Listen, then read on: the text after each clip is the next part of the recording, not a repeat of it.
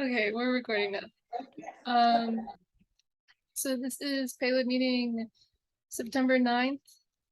We'll be going over the statement of work for the payload that goes in Shasta the 6th.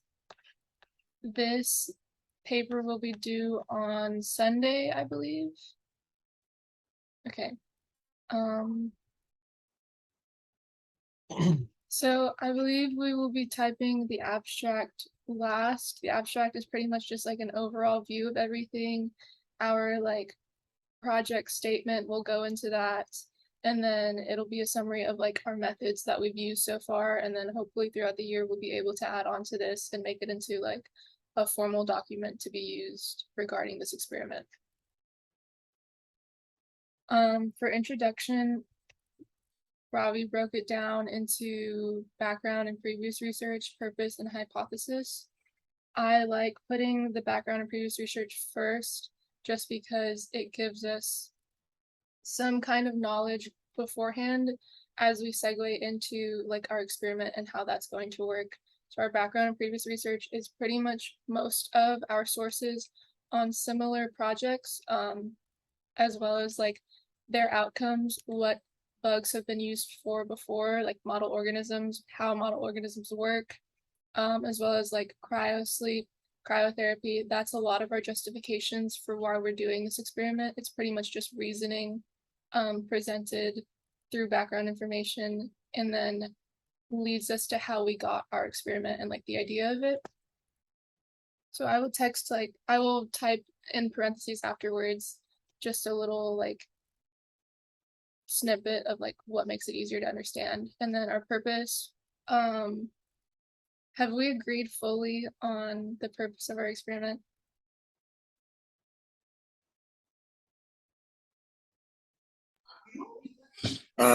Yeah, I think, what, I think pretty much. I think we're still going for the cryo sleep and the bugs.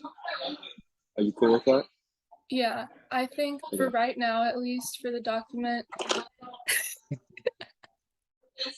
think at least for right now for the document, because we haven't decided on an insect, our writing for the purpose and like background information will mostly be around like cryosleep, sedation, and like projects on why that makes, I guess, space travel better and surviving launch, survival rates of sedation, stuff like that.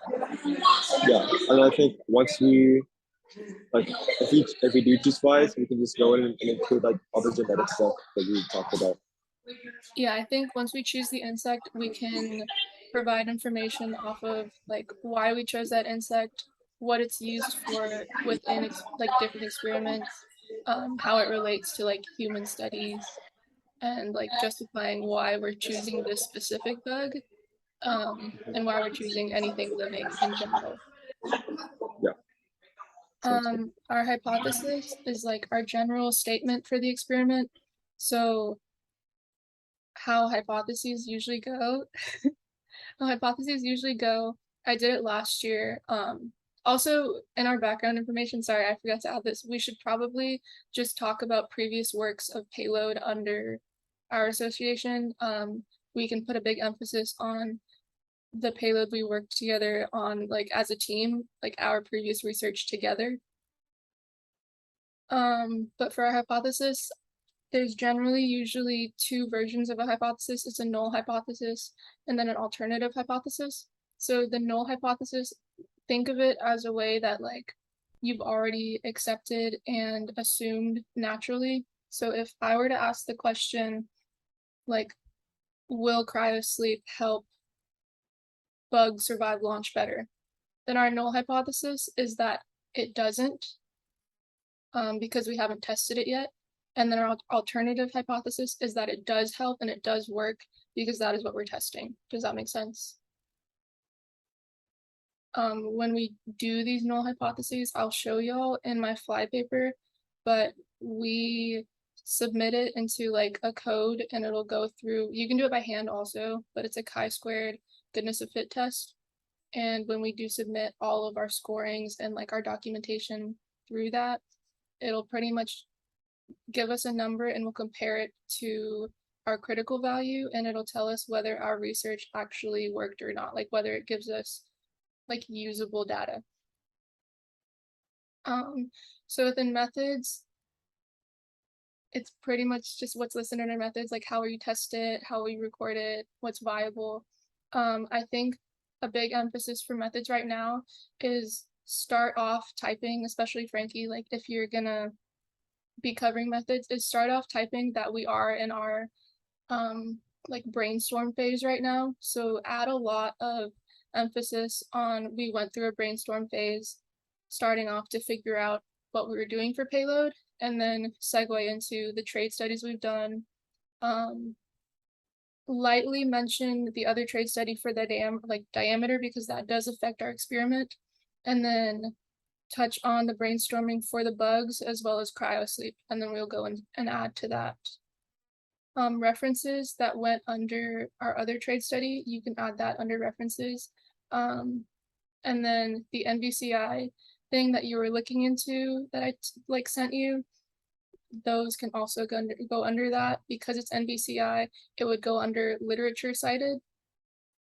And then please keep in mind any like scientific terms, there will be different formats, and then for sources cited, there's also different ways that we're supposed to cite our sources. We don't really use MLA format anymore for cited sources. So I will teach y'all the other way to format that. And I think there's like some software I downloaded that'll help with that, and I'll just reformat it if anything. I feel like I touched on pretty much everything. I can go in and add like stuff in parentheses. But how are y'all feeling about that? Anything to add? For the method section, I'd like for y'all to focus on, like what you mentioned was great, and it'd be good to cover that, but I think I want most of the emphasis on what, or exactly how you will test your hypothesis, obviously. And I think something that could go well with explaining that, especially to engineers, will be the mission ConOps, which is pretty much like we launch, we coast, we deploy parachutes, we descend, and then we land. So if you could explain your experiment in those stages of flight, and then determine, you can even talk about how you'll do like post-landing work in research or wherever to finish the experiment. So initially you hear like what the benefit of your experiment being in the rocket provides. If that makes sense. Yeah, that's perfect. Sorry, I forgot to mention that. But in our brainstorm, like the original document that Kevin made with all of our other like experiments, there is a little bit of description off of like our turnkey stuff and like our justifications for that stuff, and then we will look into further like I guess step by step on how we're going to follow out with this experiment. I thought it was hopefully common sense in our methods that that's what we're going to do, and then in methods we can add like the materials needed or that we expect to need, because that's also very important. And try to just be as descriptive as possible. But I think that's pretty much it. I will go in and add like everything in parentheses. If that helps, do y'all think that will help? Just so that we don't forget anything. Yeah, that sounds good to me. Okay. How do y'all feel about getting this done by Sunday? Honestly, with your work load. The document being due by Sunday? I think it's plausible.